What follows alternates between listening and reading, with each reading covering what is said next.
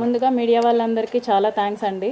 మీ support cooperation లేనిదే ఇది ఇంతవరకు రాదు, ఒక పాజిటివ్ వేలో వెళ్తుంది. సో మీ అందరికీ చాలా చాలా థ్యాంక్స్.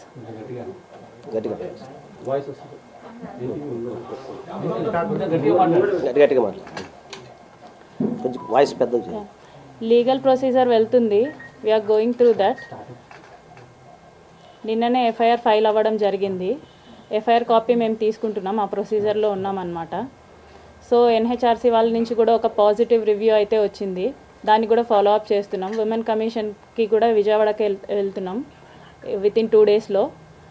సో దీని మీద ఏమైనా క్వశ్చన్స్ ఉంటే యూ కెన్ ఆస్క్. ఇంకా చెప్పండి. మధ్యకాలంలో వచ్చిన క్వశ్చన్స్ అన్ని మీరు ఏం సమాధానం? 25 కోట్లు ప్రెగ్నెన్సీ అండ్ ఇంకొకటి 25 కోట్లు అనేది నేను అడగలేదండి. Let's be clear with this. 25 కోట్లు అనేది నేను అడగలేదు. ఆ వాయిస్ నాది కాదు, ఆ 29 seconds వాయిస్ నేను మాట్లాడలేదు.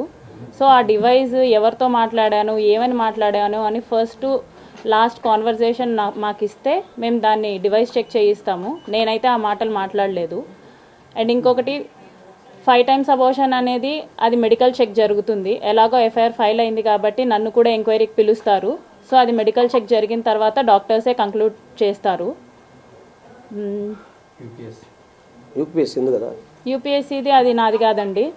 నేను యూపీఎస్సీకి ప్రిపేర్ అవ్వడం నిజమే కానీ ఆ యూపీఎస్సీది నాది కాదు. జస్ట్ ఒక ఫోటో పెట్టేసి ఇది నేను పంపించాను అంటే కుదరదు. దాన్ని స్క్రీన్ షాట్స్ తీసి కనీసం ఎప్పుడు పంపించాను ఏంటి అనేదైనా సరే అది ప్రొడ్యూస్ చేస్తే దాన్ని కూడా డివైస్ చెక్ చేసేసి కంక్లూడ్ చేయడం జరుగుతుంది.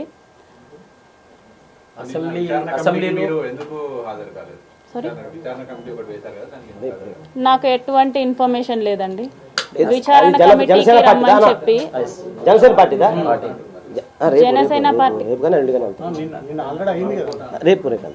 కాదండి. ఇప్పుడు అసెంబ్లీ నుంచి కాల్ చేశాడు, వీడియో కాల్ అనేది ఒక వీడియో వైరల్ అవుతుంది. ఆ ఎపిసోడ్ గురించి ఏం చెప్తారు, ఏం జరిగింది అప్పుడు? తను అసెంబ్లీకి వెళ్ళిన ప్రతిసారి నాకు వీడియో కాల్ చేసేవాడు. ఒక్క వీడియో కాదు రిలీజ్ అయింది, 3 videos రిలీజ్ అయ్యాయి. సో దాంట్లో మీకు అందరికీ ఒరిజినల్స్ ఉంటాయి కాబట్టి నా డ్రెస్సెస్ కూడా చేంజ్ ఉంటాయి దాంట్లో. సో ప్రతిరోజు చేసేవాడు అసెంబ్లీ నుంచి, వాళ్ళని చూపించడానికి వీళ్ళని చూపించడానికి, లంచ్ది ఇట్లా ఉంటుంది అది ఇది అనేసి. అదండి అసెంబ్లీ గురించి. మీరు అబార్షన్ సంజీవని హాస్పిటల్లో జరిగిందనే విషయం చెప్పారు. డాక్టర్లు మాత్రం ఇక్కడ అసలు ఎటువంటి అబార్షన్స్ అనేవి జరగలేదు అని వచ్చి జస్ట్ ఒక కిట్ తీసుకుని వెళ్ళారు, కానీ అది పూర్తిగా అవాస్తవం. నేను టాబ్లెట్స్ తీసుకోవడం జరిగింది. సంజీవని హాస్పిటల్ నుంచి నేను టాబ్లెట్స్ తీసుకోవడం జరిగింది విత్ డాక్టర్ కన్సల్టేషన్. డాక్టర్ని కన్సల్ట్ అయ్యి స్కాన్ తీసిన తర్వాతనే నేను టాబ్లెట్స్ తీసుకోవడం జరిగింది సంజీవని హాస్పిటల్ నుంచి. ఆ రిపోర్ట్స్ కూడా నేను సబ్మిట్ చేశాను. నాకు హాస్పిటల్లో అబార్షన్ జరగలేదు. It's a very early thing, early stage of pregnancy అనమాట. సో అబార్షన్ కాదు, aborted. I got aborted through tablets. ఇప్పుడు ఈ ఎమ్మెల్యేకు మీకున్న రిలేషన్లో మీరు ఎందుకు ఎమ్మెల్యే వీడియో రికార్డింగ్ చేసుకోవాల్సి వచ్చింది? మంచిగా రిలేషన్ ఉన్నప్పుడు. మంచిగా లేదండి రిలేషన్. అతను ఒకనొక టైంలో 1 year తర్వాత నాకు తెలిసిన విషయం ఏంటంటే అతను నాతో మాత్రమే కాదు ఇంకొక 6 మంది అమ్మాయిలతో మాట్లాడుతున్నాడు. ఆ 6 మంది అమ్మాయిల్ని కలవడం, కలిసే ప్రాసెస్లో అతను చాలా ప్లేసెస్కి వెళ్ళాడు. అవన్నీ నాకు తెలియడం జరిగింది. అప్పుడే చెప్పాను ఎమ్మెల్యే గారికి, ఇది ఇలాగే వదిలేద్దామండి, మీరు కామ్ అయిపోండి, నేను కామ్ అయిపోతాను, ఇట్స్ నైట్ మేర్ లాగా వదిలేద్దాం అనేసి నేను చెప్పాను. కానీ అతను ఒప్పుకోలేదు. అతని ఎఫర్ట్స్ అతను పెట్టడం జరిగింది. సో నా సేఫ్ సైడ్కి ఇఫ్ పెళ్ళి అన్నాడు, పెళ్ళి చేసుకుంటే వెల్ అండ్ గుడ్ అనుకున్నాను. సో నా సేఫ్ సైడ్కి నేను రేపు మోసం జరిగినా సరే ఏది జరిగినా సరే నాకు చెప్పుకోవడానికి ఉండాలి కాబట్టి నేను రికార్డ్ చేసుకున్నాను. ఈ పెళ్ళి అనే టాపిక్ శ్రీధర్ వాళ్ళ మమ్మీకి ముందే తెలుసా? తెలుసండి, అందరికీ తెలుసు. ముక్కా ఫ్యామిలీకి తెలుసు, అరవా ఫ్యామిలీకి తెలుసు.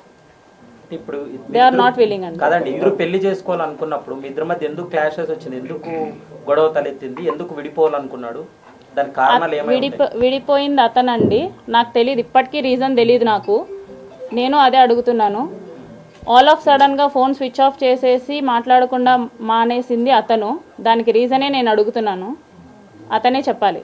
అంటే ఇప్పుడు మీరే చెప్పారు కదా మనం విడిపోదామని చెప్పి అన్నారు కదా, మరి అతనే విడిపోయా అంటే మీకు ప్లస్ పాయింటే కదా అయ్యింది.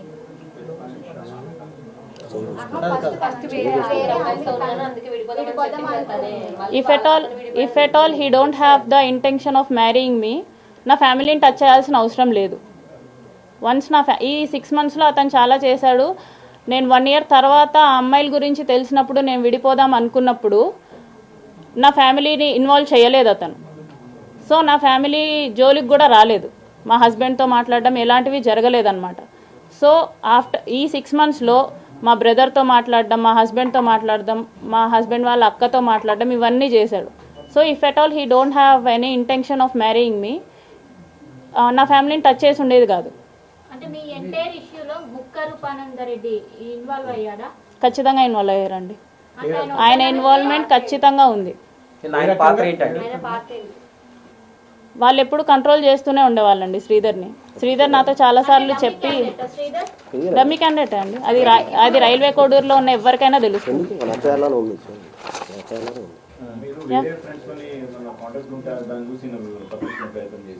సారీ, అంటే మీరు వేరే వాళ్ళతో కాంటాక్ట్ ఉంటే చూసి తప్పించుకునే ప్రయత్నం చేశారు? వేరే వాళ్ళతో కాంటాక్ట్ అంటే వేరే ఆయన వేరే వాళ్ళతో అన్నారు కదా, అట్లా మీరే అదే నేను ఎవరితో అదర్ పర్సన్స్ తో మీరు కాంటాక్ట్ ఉన్నారా లేరా? నో, నేను ఎవరితో కాంటాక్ట్లో లేను. అది నా ఫోన్ తీసుకున్నప్పుడు అందరికీ అర్థమవుతుంది. ఇప్పటి వరకు రిలీజ్ అయిన వీడియోలో మీరు స్టార్టింగ్ నుంచి నన్ను బలవంతం చేశాడు, ఇబ్బంది పెట్టాడు, నన్ను ప్రతిసారి టార్చర్ చేసేవాడు.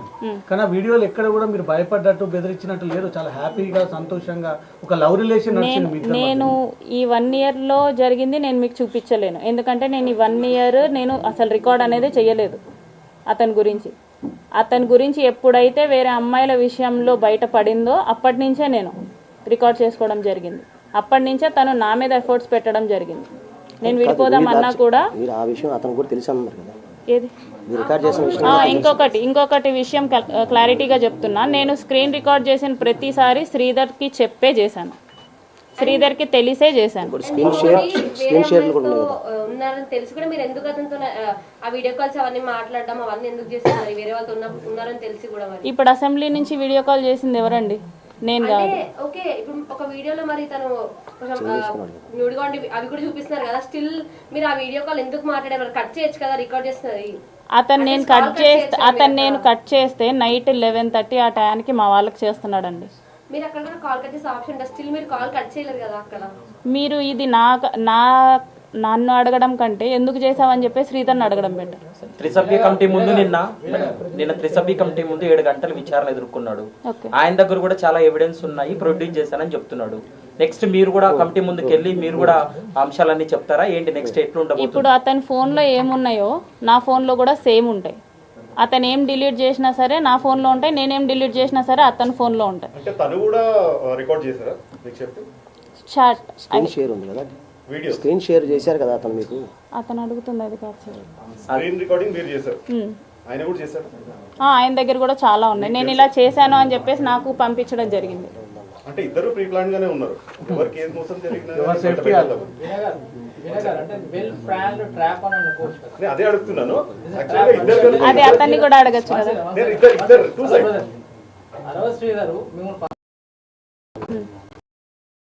మీరు ఒక ఎడ్యుకేటెడ్ ఒక గవర్నమెంట్ ఎంప్లాయీ వెంటనే చేయొచ్చు, ఆ తర్వాత చాలా సంఘటనలు జరిగాయి, చేయలేదు. అంటే మీరు ట్రాప్ చేయాలనే ఉద్దేశంతో ఇదంతా నడిపించాలనుకోవచ్చు.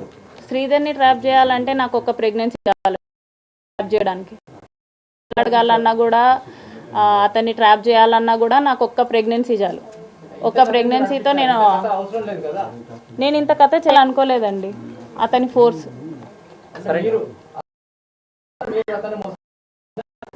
మోసం అని నేను ఎక్కడ చెప్పలేదు. మాట్లాడడం మానేసింది అతనండి. నేను మోసం చేయాలనుకుంటే నేను మాట్లాడడం మానేసేదాన్ని. ఏం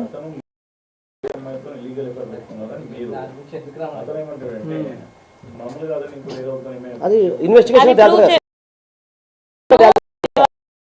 చెప్పేసి నేను ప్రూవ్ చేయగలను. నేను వేరే వాళ్ళతో ఉన్నానని చెప్పేసి అతను ప్రూవ్ చేయగలరా? I'm asking. ఇప్పుడు ఏదైనా ఇన్వెస్టిగేషన్ లో ఉంది తేలుతుంది. That is it. సరే, ఇప్పుడు మీరు ఏం డిమాండ్ చేస్తున్నారండి? ఎందుకంటే ఇప్పుడు మీరు ఎలాగో పెళ్లి చేసుకోరు, ఆయన ఎలాగో కేసులు ఎదుర్కొంటున్నాడు, త్రిసభ్య కమిటీ ముందుకు వెళ్ళాడు. నెక్స్ట్ స్టెప్ ఏంటి, మీరు ఏం చేయబోతున్నారు? లీగల్గా ఏ పనిష్మెంట్కి డిజర్వ్ అయితే అదండి అతను. మేడం మీరు ప్రజెంట్ ఎవరైతే మీ హస్బెండ్తో ఉన్నటువంటి ఇష్యూస్కి సంబంధించి కాకుండా ప్రీవియస్గానే మీరు బద్వేలు పోలీస్ స్టేషన్లో ఒక కంప్లైంట్ రైజ్ చేశారు. అంతకంటే ముందు కూడా మీకు మ్యారేజ్ అయిందని కూడా కొన్ని కంప్లైంట్ కాపీలను బయటకు వచ్చినాయి. వాటికి సంబంధించి ఏం చెబుతారు?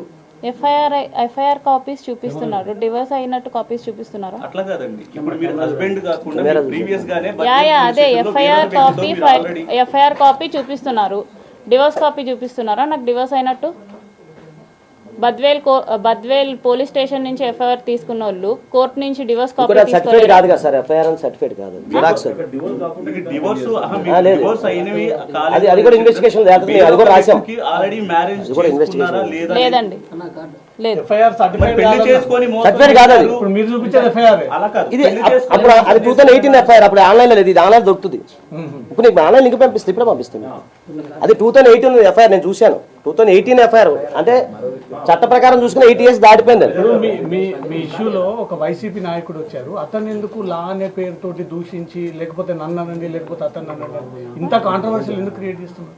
ఎవరండి? మీ శ్రీధర్ మీ మధ్యలో ఒక వైసీపీ నాయకుడు వస్తే అతను కూడా మీరు లా అని తిడతా ఉన్నారు.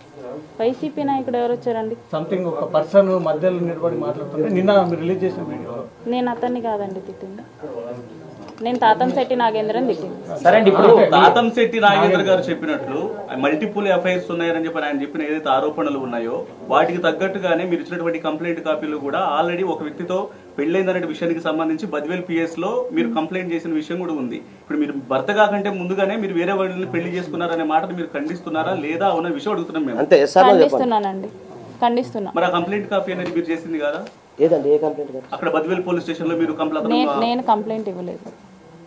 ఇది కదా నిన్న ఇచ్చింది, ఇది ఈ కంప్లైంట్.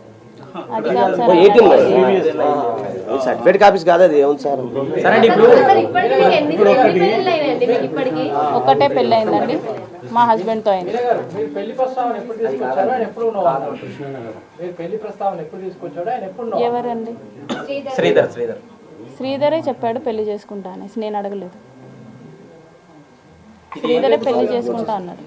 ఇది శ్రీధర్ది మీది వ్యక్తిగతమైన సమస్య, కానీ అది జనసేన పార్టీకి రుద్దే ప్రయత్నం చేస్తున్నారు. నేను ఫ్రమ్ ది స్టార్టింగ్ చెప్తున్నాను, no party has involved in this issue, this is purely personal. నేను ప్రతి వీడియోలో చేసింది ఇదే, మీ అందరికీ దయవంచి అడుగుతున్నాను, don't make it politics, it is purely personal.